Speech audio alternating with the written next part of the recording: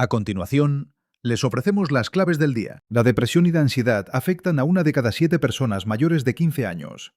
En sanidad, huelga de médicos en Aragón el 14 y 15 de enero por el nuevo Estatuto Marco.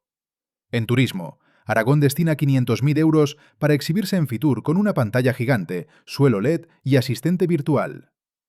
En cultura, el Festival Zaragoza Luce instalará nuevas figuras y transformará Zaragoza en febrero. Además, el futuro Centro Goya comenzará sus obras en los próximos días en la Plaza del Pilar. También, varios aragoneses entre los nominados a los premios Goya 2026. En sucesos, una anciana cree oír disparos en Alpartir y resulta ser un ladrón tirando piedras a su casa. En deportes, primera salida del Real Zaragoza. El central Cosa se marcha a Eslovaquia.